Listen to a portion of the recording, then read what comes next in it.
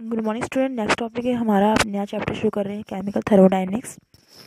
तो इसमें हम पढ़ेंगे केमिकल थर्मोडायनेमिक्स क्या होता है पहले, और कुछ टर्म्स आज पढ़ेंगे। तो एक ब्रांच ऑफ केमिस्ट्री जो डील करती है, जितनी भी कोई प्रोसेस हो रही है उसमें जो एनर्जी चेंज होते हैं उससे जो डील करती है एक ब्रांच केमिस्ट्री की, उसे हम केमिकल थर्मोडायनेमिक्स बोलते हैं। जैसे कोई प्रोसेस हो रहा है तो उसमें एनर्जी जो चेंज होंगी फिजिकल से केमिकल, या गायनेटिक से पोटेंशियल, या कोई और एनर्जी जो चेंज होगी या ट्रांजिशनल, तो उस एनर्जी से जो डील करेगी ब्रांच केमिस्ट्री की उसे बोलेंगे केमिकल थर्मोडायनेमिक्स। अब इसमें बहुत से टर्म्स हैं, जैसे यहाँ पे सिस्टम है, तो पार्ट ऑफ यूनिवर्स जिस पे हम स्टडी करते हैं, जिस पॉइंट पे हम स्टडी कर रहे हैं उसे हम सिस्टम बोलेंगे। सराउंडिंग हो गया, द रेस्ट ऑफ यूनिवर्स, जो उसके आसपास, सिस्टम के आसपास जो भी चीज़ें होंगी उसे हम सराउंडिंग बोलेंगे।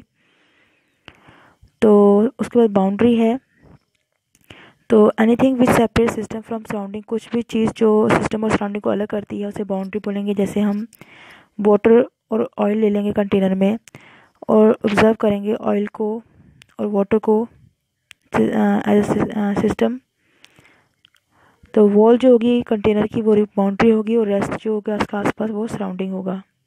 अब टाइप ऑफ सिस्टम कैसे होते हैं? ओपन सिस्टम होता है, मतलब जैसे हमने कोई बर्तन चढ़ाया है चूल्हे पे, तो उसमें हम कोई हीट कर रहे हैं चीज़ को, तो वो ओपन सिस्टम है। जो भी प्रोसेस होगी, इवेपोरेशन होगी, तो वो बाहर जाएगा, वेपर बन के बाहर निकल जाएगा।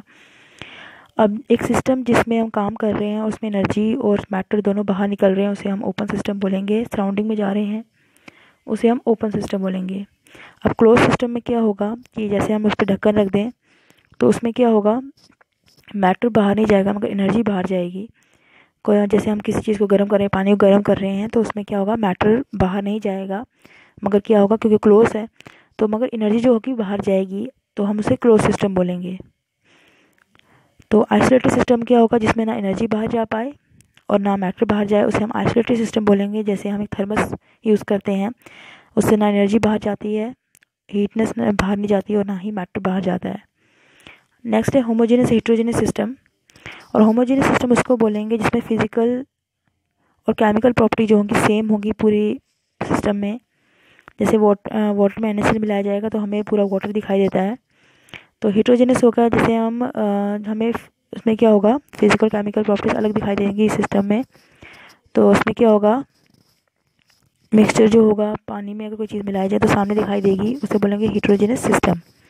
अब मैक्रोस्कोपिक सिस्टम। अब एक सिस्टम में बहुत सारे क्या होते हैं, केमिकल एंटाइटीज़ होती है, मतलब एटम आयन मॉलिक्यूल्स होते हैं, और हम उसको उनके कलेक्टिव बिहेवियर, उन सब के बिहेवियर को हम मैक्रोस्कोपिक सिस्टम बोलते हैं। तो एक एटम आयन मॉलिक्यूल सबके बिहेवियर की वजह से जो एक प्रॉपर्टीज़ बनती हैं, उनके सबके बिहेवियर से जो एक मटेरियल बनता है उसे हम मैक्रोस्कोपिक सिस्टम बोलेंगे। जैसे temperature, pressure, volume, internal energy, surface tension, macroscopic system हो गया। नेक्स्ट हम करेंगे थर्मोडायनेमिक प्रोसेस। तो यहाँ पे टाइप ऑफ थर्मोडायनेमिक प्रोसेस है, आइसोथर्मल प्रोसेस पहले। तो एक प्रोसेस जिस सिस्टम पे हम काम कर रहे हैं और उसका टेम्परेचर कांस्टेंट रहे तो उसे हम आइसोथर्मल प्रोसेस बोलेंगे। अगर एडियाबैटिक प्रोसेस क्या होगा, अगर हीट कांस्टेंट रहे सिस्टम की तो उसे हम एडियाबैटिक प्रोसेस बोलेंगे, मतलब उसमें हीट चेंज नहीं होगी, एक्सचेंज नहीं होगी। आइसोबारिक में क्या होगा, वहाँ पे सिस्टम में प्रेशर चेंज नहीं होगा। आइसोकोरिक में वॉल्यूम चेंज नहीं होगा, कांस्टेंट रहेगा, उसे बोलेंगे आइसोकोरिक। नेक्स्ट है रिवर्सिबल। तो हम बोलेंगे एक ऐसी रिएक्शन जो स्लो होगी और उसमें चेंज जो होंगे वो रिवर्स हो सकते हैं, वापस उसी स्टेट पे आ जा सकता है, तो उसे रिवर्सिबल बोलेंगे। इरिवर्सिबल होगा कि वो काफ़ी ज़्यादा स्लो प्रोसेस होगी मगर वहाँ पे जो स्टेप्स आए होंगे वापस नहीं हो पाएंगे, वापस में वो प्रोसेस नहीं हो पाएगी, उसे बोलेंगे इरिवर्सिबल प्रोसेस।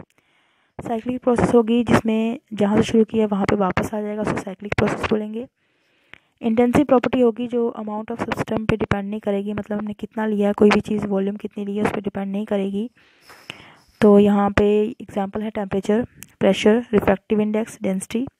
एक्सटेंसिव प्रॉपर्टी होगी जो अमाउंट ऑफ सिस्टम पे डिपेंड करेगी, जैसे मास, एनर्जी, वॉल्यूम।